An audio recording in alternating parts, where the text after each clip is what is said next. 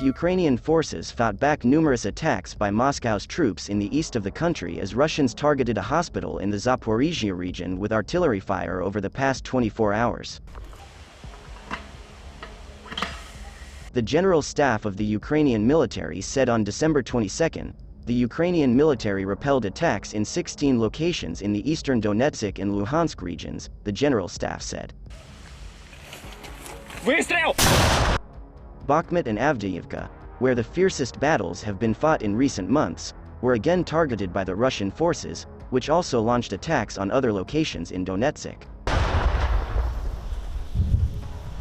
including Soledar and Yakovlivka, while in the Luhansk region, the settlements of Novoselyski and Stelmakyivka were among those hit.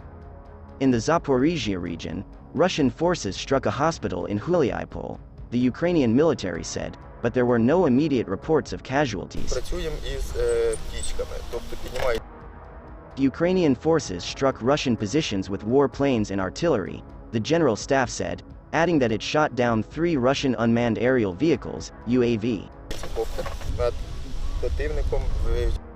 During the past 24 hours, the air forces carried out 14 strikes on areas of concentration of Russian personnel, weapons, and military equipment. Our defenders shot down an enemy UAV of the four-post type and 2 more of the Lancet 3 type, the military said.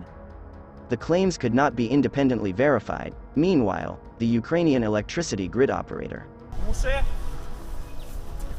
Ukrenerho reported a significant power shortage and restrictions caused by relentless missile and drone attacks.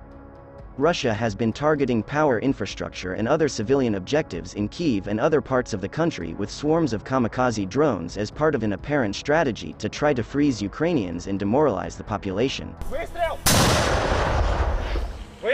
On December 21, during a landmark visit by Ukrainian President Volodymyr Zelensky to Washington, U.S. President Joe Biden announced a new $1.85 billion security assistance package for Ukraine that includes a Patriot air defense battery, one of the most advanced systems of its kind.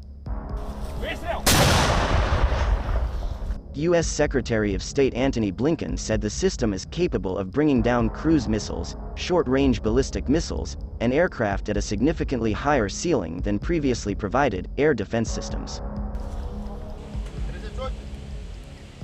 However, it remained unclear when the much-needed Patriot battery would arrive on the front lines in Ukraine, since Ukrainian forces must undergo training in order to learn how to operate it.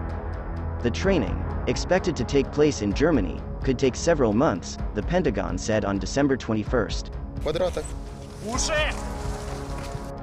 Russian Defense Minister Sergei Shoigu visited army units fighting in Ukraine, the Defense Ministry said on December 22. It said Shoigu inspected Russian units deployed to the area of the special military operation, using Moscow's description of Russia's war in Ukraine. The ministry said Shoigu checked the conditions of the deployment of personnel and military equipment and inspected the conditions of accommodation and heating for troops, as well as the preparation and reception of food. It did not say what area Shoigu had visited.